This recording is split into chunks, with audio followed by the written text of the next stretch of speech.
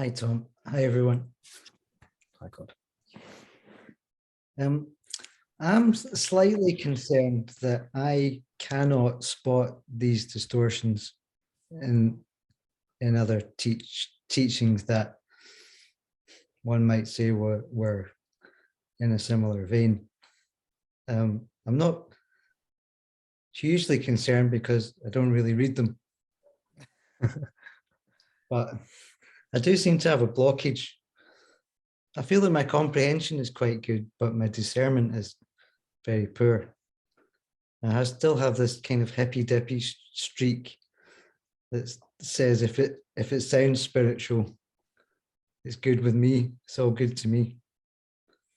And that has got me into trouble in the past. Not so much now because I don't stray very far.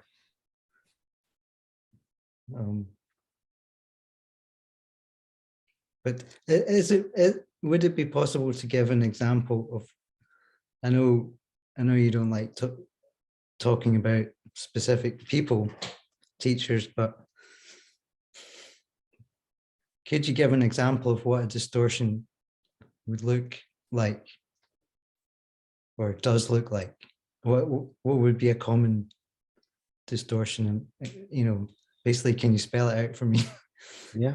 Okay. The basic difference between liberating and non-liberating teachings is this. You ready?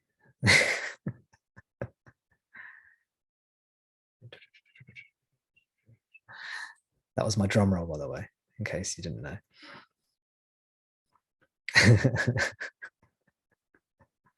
Wasn't just having a seizure. That was a drum roll. Basic difference is what I've called before nirvikalpa versus savikalpa. What in the scriptures is more commonly called nirguna versus saguna. Nir means no, guna means qualities or energies. Nirguna means without qualities, without gunas. Sa means with, saguna means with qualities. Similarly, nirvikalpa, savikalpa. Vikalpa means, essentially it means thought, or waves or modulations of consciousness. Modulations of consciousness. Nir means no. So nirvikalpa means no thoughts or no modulations of consciousness. Savikalpa means with thoughts or with modulations of consciousness. All objective phenomena, anything you can see, anything you can perceive, rather, not just see, which is one of the senses, anything you can perceive, subtle or gross, is a modulation of consciousness, also known as an object. Anything you perceive, a thought, a feeling, a sensation, an object, a person, a building, the moon, the stars, the sun, planets, cars, tables, chairs, thoughts, feelings, other people, colors, etc., sounds. These are all objects. These are all modulations of consciousness. These are all the qualities, the names and the forms. Right? Name is nama, form is rupa. Nama rupa means objects. Vikalpas means objects. Gunas in this context means objects. Yeah? Means has qualities. Gunas means has qualities. If an object has a color, that's a quality. It might have a shape, that's a quality. It might have a texture, that's a quality. It might have a smell, that's a quality, and so on and so on. It might be heavy, it may be light, it may be transparent. Whatever it is, these are all qualities. A thought has a form. It might have an energy to it. These are qualities. Yeah. Okay. So what is the difference between liberating and non-liberating teachings? It is basically this. The liberating teachings teach that what you actually are is without qualities. Nirguna. In Vedanta, they call it Nirguna Brahman. You've got two types of Brahman, Saguna and Nirguna. Nirguna Brahman is the only truth. You read the Upanishads, you read Shankara, you read Ramana. Nirguna Brahman is the true Brahman. Saguna Brahman is the illusory Brahman. It's not real. It's a Maya, illusion. Okay. The true teachings always take you within. And so you discover your nature as formless spirit. Okay. Right. Formless spirit means there are no objects present. There are no trees. There are no people. There are no houses. There are no cars. They're the gross objects. No stars. No moon. No gross objects. There are also no subtle objects. Sensations, bodily sensations, feelings, imaginations, emotions, thoughts, meditative states. These are all subtle objects, spiritual experiences, subtle objects. There are no gross or subtle objects. It's nirguna, nirvikalpa, right? The true teachings do kind of two things. First of all, they'll always tell you to go within. Go within means to become still and go towards that which is formless. The self, the subject. That's one feature of the true teaching. The second feature is they never go back out again. They never say, oh, after liberation, you come back into the world and you integrate it. These two things, depending on where you are very difficult for the mind to understand and to hear, depending where you are. Usually, the mind will have a problem at least of one of these two things. I can tell you, if I heard these two things, I'd have a problem with the second one specifically. The first one, go within, I can kind of accept that. The second one, you don't come out again, very difficult for the mind to accept. Because the mind is convinced about the reality of the body-mind. It takes a certain level of spiritual maturity, gullibility, stupidity, or faith, one of these three, to believe that the body, mind, and the world are actually an illusion, and they don't actually exist. You either have to be very spiritually mature, very stupid or gullible, or have a lot of faith. One of these three. Maybe there's another way you can go to that as well. I don't know. Most so-called sane people will reject this. It doesn't make sense again. There are lots of things about this teaching that don't intellectually make sense to the mind. The only reason I was able to get there was because of love and faith for Bhagwan, which just overrid everything else. My mind was like, this doesn't make sense. What are you doing, Tom? You're falling in love with a guy. You've never met him before. This could be all your imagination. This could be a load of rubbish. What were you? But my mind was saying these things, but I just didn't care. It was like a faint, distant chatter. The mind was saying it. I just ignored it. I was off. So that's what happened to me. I'd read all these stories about faith and stuff. And when I was younger, I really wanted to believe and have faith, but I never could. I used to feel jealous of people who had faith and devotion because I could see the strength it brought them, but it didn't make any sense to my mind. And I saw it as a crutch. I could also see the crutch as well, the psychological crutch that it gave people. And I thought, I don't want to do that. But then this happened to me spontaneously, so I don't know. That's what happened to me. So these are two cardinal features. You'll find false teachings do one of two things. They either don't recommend you go within. They'll say there's no need to quieten the mind. It's non-duality. They'll say something like this, especially if it's a non-dual teaching. They'll say it's non-duality. Everything is one already. Who would go within? There is no one. There's no need to go within because there's no one here already. It's all one already. So which entity would go in? That's dualistic. The idea of turning within is itself dualistic. And this is a rational way of understanding non-duality. It means you don't have to turn within. That's one false teaching. No need to turn within. No need for deep silence, for deep meditation, for deep stillness. Yeah. And people will say things like, both the stillness and the activity, they're both expressions of God. And neither one is better than the other. You know, there's oneness in stillness, there's oneness in movement. Why bother being still, right? This is one kind of false teaching, false non-dual teaching. No need to turn within, no need for deep silence. Now, if you listen to your heart, if you listen to your intuition, most of you, perhaps all of you, will be able to intuit the need for deep silence. Deep silence. Somewhere in you, you know, I have to be still. I've got to shut this thing up. I've got to shut this mind up. I need some peace. Yeah. There's no peace as long as this mind's going round and round. Yeah.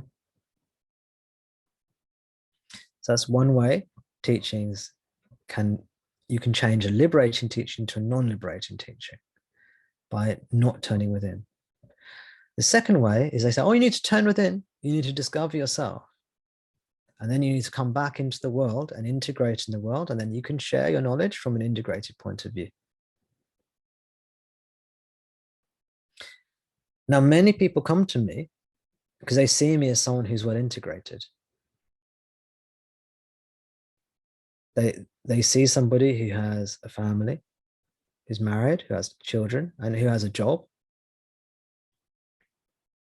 And they think, oh, Tommy seems quite sensible and he's integrated his spirituality. He's integrated it, you see.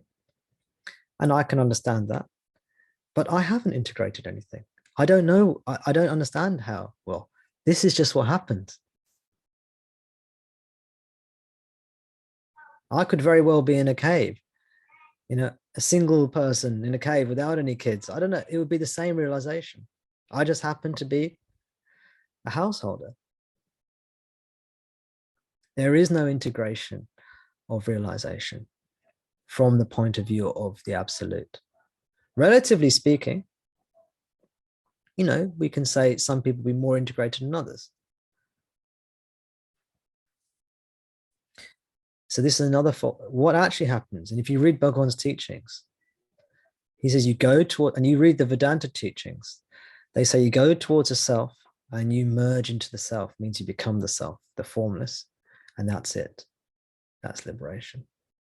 When you merge into the self, they say it's like milk being poured into milk, you know.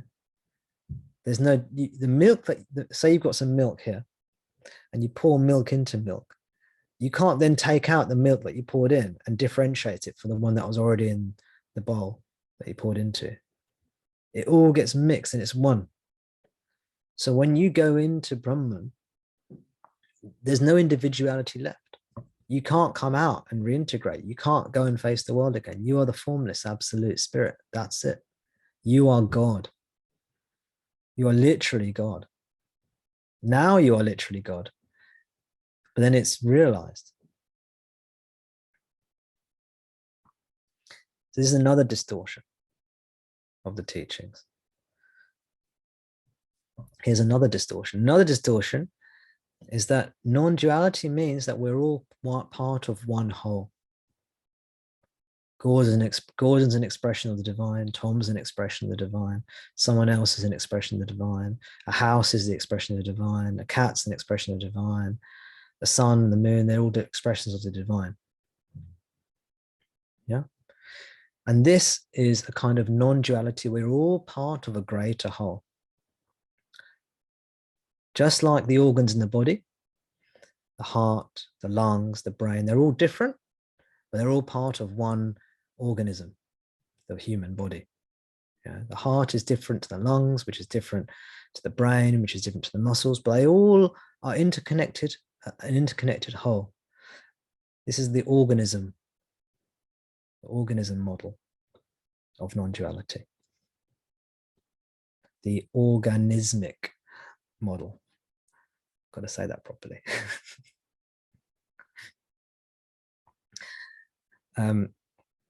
In which, Gordon's there and Tom's there and everyone else is there and all other things are there. We're all one, part of one universe. And universe means, uni means one and verse means to turn. And so universe means we're one turning, we're one movement. You see? Have you noticed you never hear Bhagavan really speaking like this? Occasionally you'll hear it, but for the most part, he doesn't speak like this. Sometimes you'll hear him say something like this. We're all expressions of God, but usually in response to a seeker who's speaking on that level. But this is not the ultimate truth.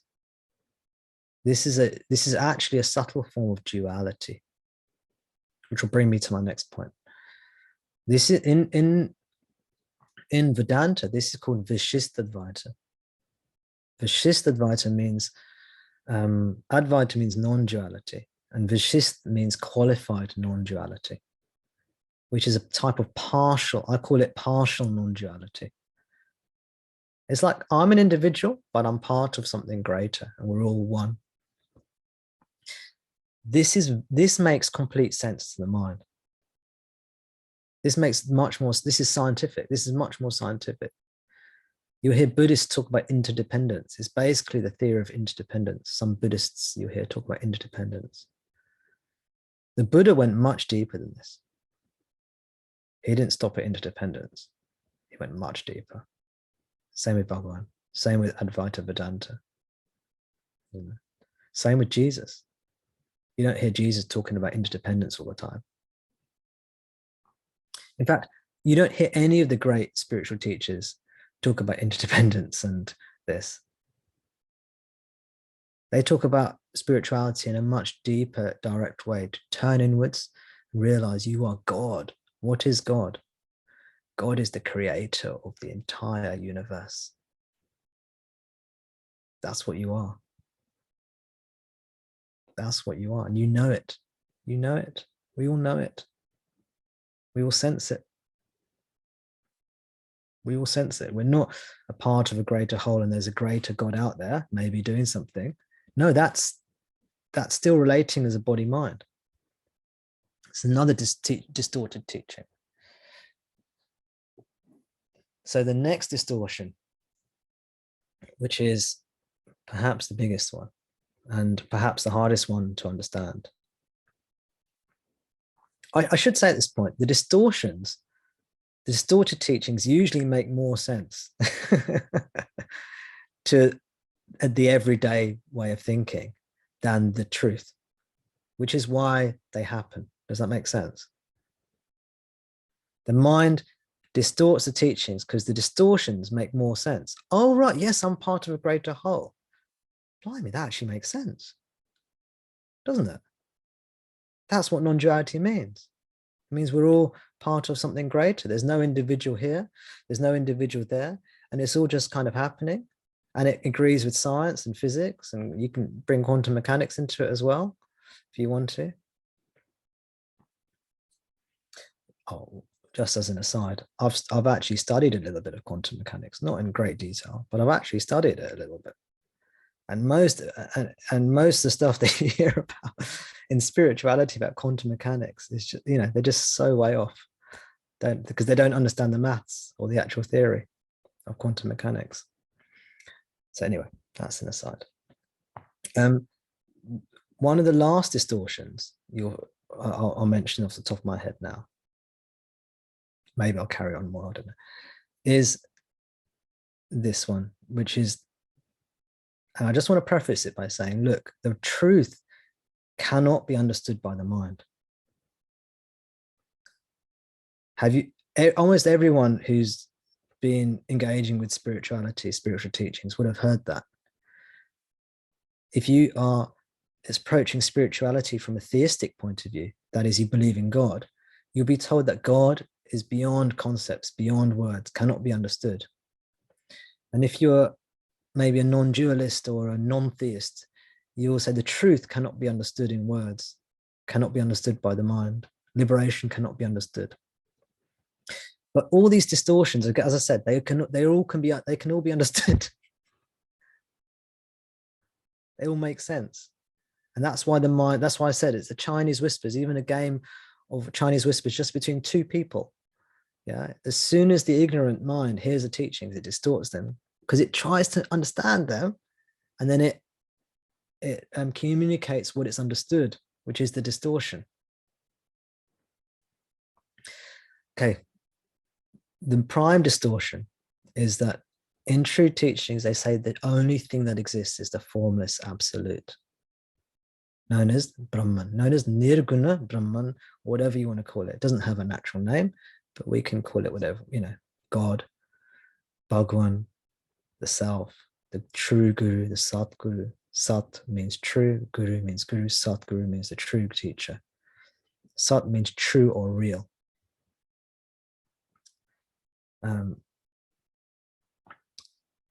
The last distortion or major distortion is that this, or I'll give you the true teaching is this body, mind, and world do not actually exist. This body, the bodies that you see around you, the mind, the thoughts, the world around you, it doesn't actually exist at all. And even this teaching can be distorted, because this teaching, you can say, well, it doesn't exist, but it appears like a dream, right? But Bhagavan tells us, and Advaita, Vedanta tells us, the Upanishads tell us, Buddhist scriptures also, if you read Buddhist scriptures now, having listened to what I say, you'll understand them in a deeper way. The Buddhist scriptures say the same thing. The world doesn't exist, even as an appearance. It's never even appeared, not even appeared for a second. This world has never even appeared. It's not that it appears and it's an illusion. It's never even appeared for a second. This world has never created, even as an appearance, even as an apparent creation. In Vedanta, this is called Ajata vada. Ajata means uncreated or unborn. In Buddhism, they call it the unborn. And the Buddha says all the sensation, all the phenomenal appearances cease. I did a blog post on this a couple of weeks ago. You can Google Tom Das, Buddhism versus Vedanta, something like that. And I've shown how this is in the Buddhist teachings and the Vedanta teachings. This is very difficult. I don't talk about this. You've asked me, Gordon, so now I had to say it out loud. But when people hear this is going to put a lot of people off the teaching, which is why I don't say it. But if you think about it, you'll realize that this is the only way liberation can actually be the cessation of suffering. Otherwise, it's too much suffering. How can there be a cessation of suffering while there's this world of pain going on around you, or all these horrors? In reality, there are no horrors. It's all beauty. It's all yourself. Now, in the Vedanta text, when they say everything is the self, what they mean is there is no body, there is no mind, there is no world. There's only the formless. The formless means no objective appearances, no objects at all, no appearance at all. That is everything. Whereas the mind distorts that and says, oh, everything that appears to me, the trees, the moon, the stars, that is all God. Do you see? But if you read the scriptures with, even if you don't believe me, as long as you understand what I'm saying, if you read the scriptures with the view I've given you, you'll see that's what they're saying. It'll make all the scriptures, the Vedanta scriptures and the Buddhist scriptures especially, because these two traditions are very clear. They'll make much more sense to you. You read Bhagavan's writings, they'll make much more sense to you. So again, in summary, the true teachings say you have to turn within, go towards the formless, go towards the subjects. The false ones say you don't have to. They'll focus on objects. Oh, that's another difference. The true teachings focus on the subject, false teachings focus on objects. They'll focus on thoughts, the breath, the body. True teachings may focus on the body and breath, but only as a stepping stone to get to the formless. And they'll emphasize the formless. Whereas the false teachings will say, oh, you've got to watch your thoughts and purify your thoughts one by one. That's endless. So you have to watch the breath and they won't go further than that. The true teachings may say you watch the thoughts, but then you go beyond them to the self. You read Bhagavan's teachings. Right at the beginning of Who Am I? He says, for liberation to occur, you have to remove the entire world appearance. You have to remove the entire world appearance. That means all objective phenomena. And then the questioner asks him, Alex, good to see you. Good to have you with us. You take care. Great to see you.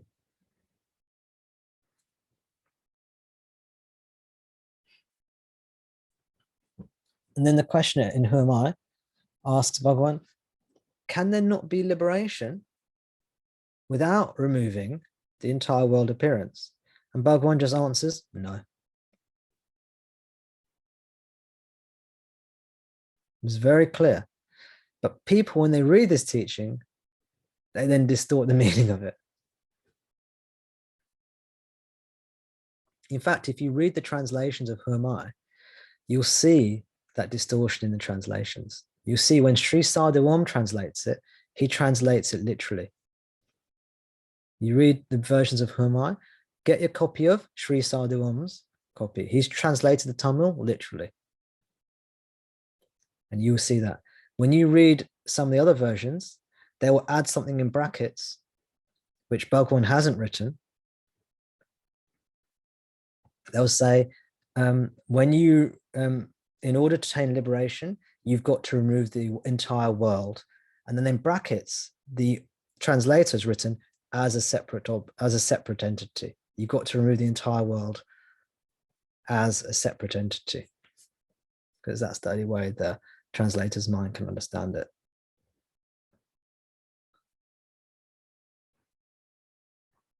So you see how the teachings are distorted. The translator had to add something in brackets because they couldn't leave they couldn't not put the brackets in. Bhagavan's given us the teaching without the brackets. The translators had to put the brackets in to make it make sense to them.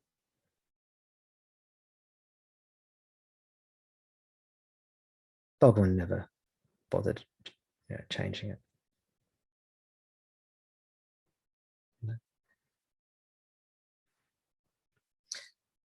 So in summary, the true teachings, you have to turn within, go towards the subject, go nirvikalpa, nirguna, go to that place of utter silence, utter stillness.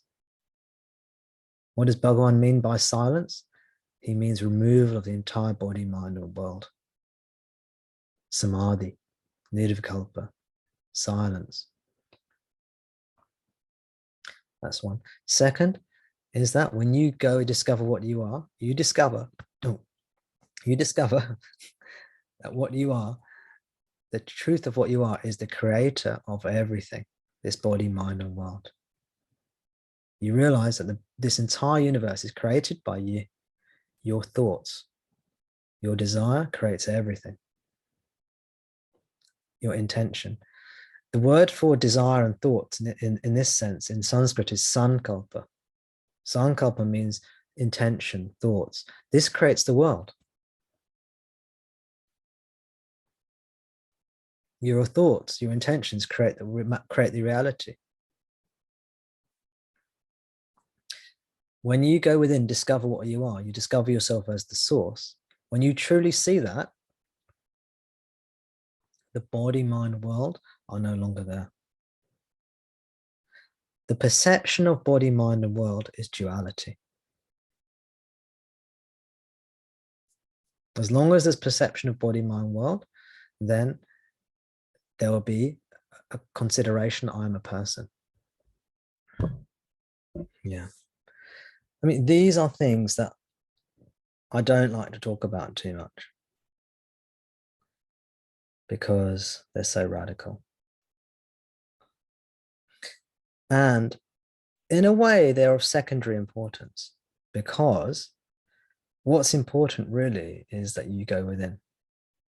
Whether or not you believe what I say or not is actually not that important, because the key thing is you do the self-inquiry and then you discover it all for yourself. If you don't believe me, then you'll discover it for yourself anyway through doing self-inquiry. What's more important than these structural aspects of the teaching is that you go within. That's actually much more important than having a conceptual view of the teaching.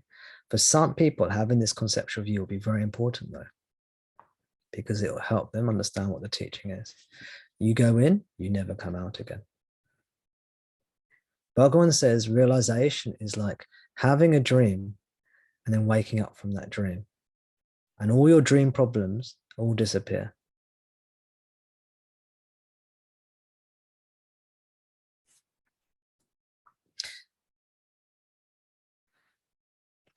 There are so many ways based on these things I've given you. It's essentially about savikalpa and nirvikalpa. People are attached, they're convinced they're a body mind.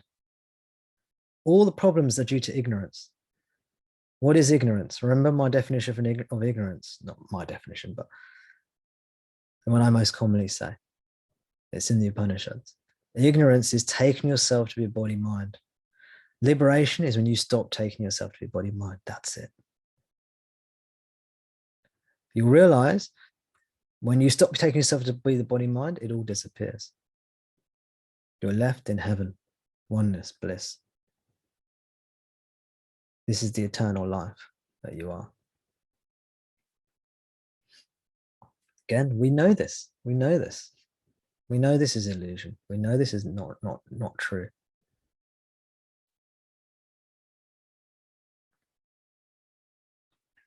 But the mind is so attached to itself as a body mind that it cannot conceive of there not being a body mind, and it keeps on coming back to the body mind and world. Keeps on coming back to the body mind and world. And this is how a liberating teaching is converted into a non-liberating teaching.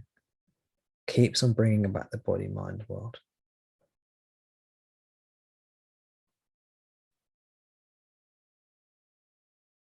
True teaching tells you to go within, and then it doesn't teach you to integrate or anything. This is why the Vedanta teachings end with self-knowledge. You know yourself, that's it. That's the end of the teaching.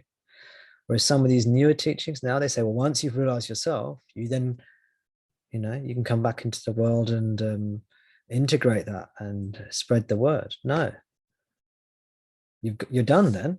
That's it. You're no longer there. Who's going to spread the word?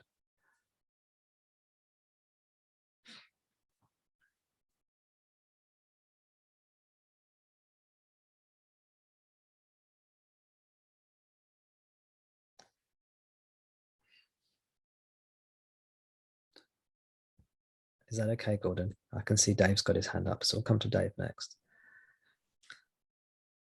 That's wonderful. It's very clear. Yeah. I feel like what seemed to be subtleties yesterday seem much more important now to me. So can you give me examples of, without naming any specific teachers or teachings, can you give me examples? And we'll come to you in a moment, Dave, because I know you put your hand up twice now. Gordon, can you give me any examples of a teaching that might be a false teaching?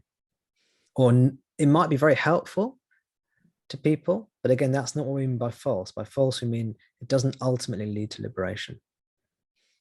Well, what comes to mind is a trend in, from what little I know of the kind of neo-Advaita teaching, I think there's a trend to for the mind to just skip over the efforting, what you're saying, no need to calm the mind.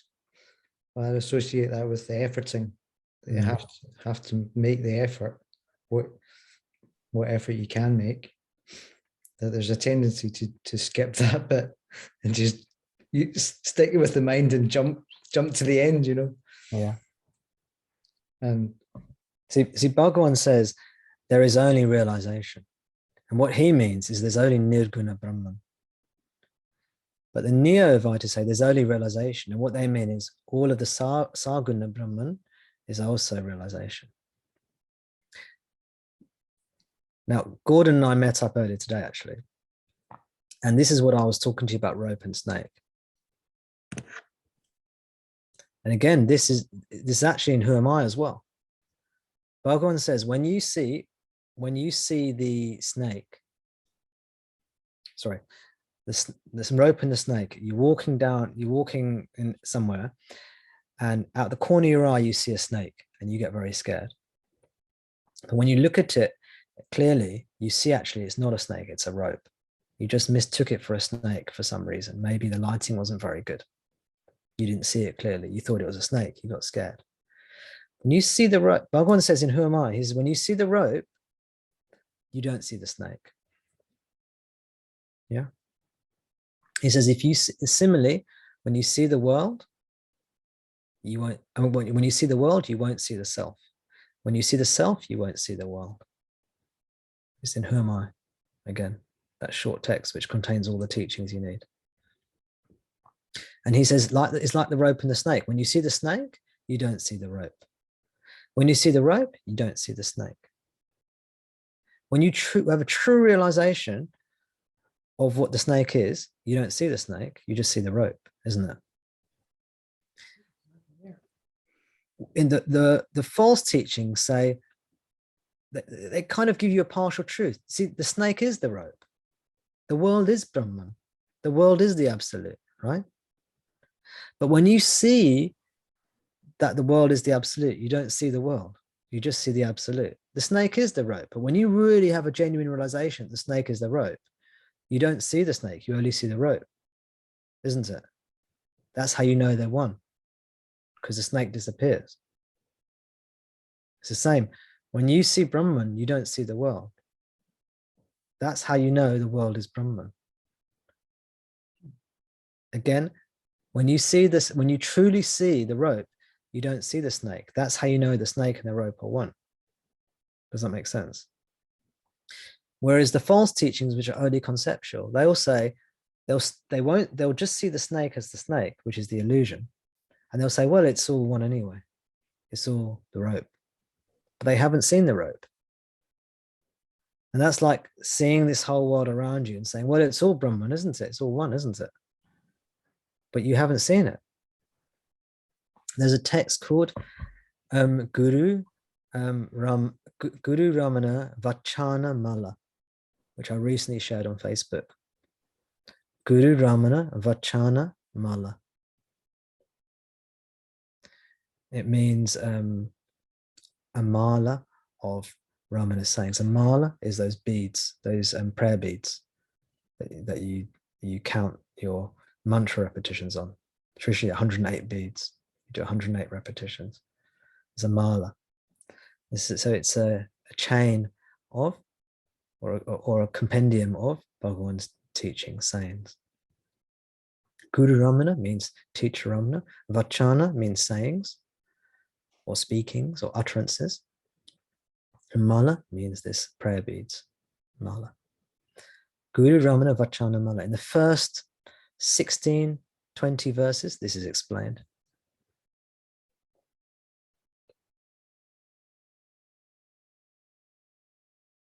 You just read 16 verses.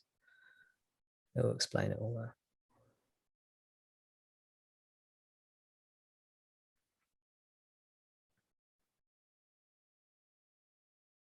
But the rope and the snake is a very good example. The snake represents the body, mind, and world. The rope represents the reality that you are. You know, Bhagwan very rarely spoke about this, but he spoke about it to his devotees in private. He didn't speak it to many people out loud. We know this because Nirguna has recorded this many places. In Guru Vachakakovai, verse 100, he's recorded it. He said, Bhagwan told us in private that the true teaching is Ajata, vada. Ajata means nothing was created. Vada means the view or the doctrine.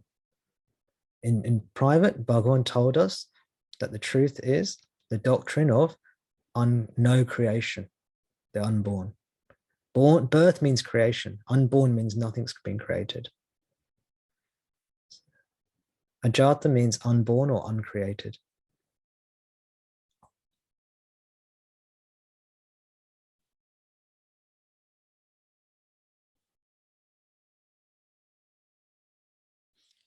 Well, I guess I'm both pleased and disappointed to report that I haven't seen the rope without the snake, but at least I know it. At least I know I haven't. Yes, exactly. As long as you're suffering, you'll be seeing a snake. In fact, snake is the cause of your suffering, Maya. As long as you're seeing Maya, that means the body, mind, and world appearance. And those three go together, body, mind, and world. Whenever there's a body, there's a mind and a world. Whenever there's a mind, there's a body and a world. Because it's all created by you, like a dream. And as long as you're seeing these, you'll be suffering.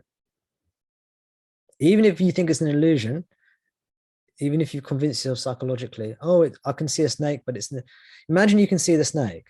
You don't realize it's a rope. Someone's told you it's a rope, but you actually only see a snake. So you're still petrified of it. And you're just saying to yourself, it's only a rope, it's only a rope, it's only a rope. You're trying to convince yourself it's a rope, but you can see a snake.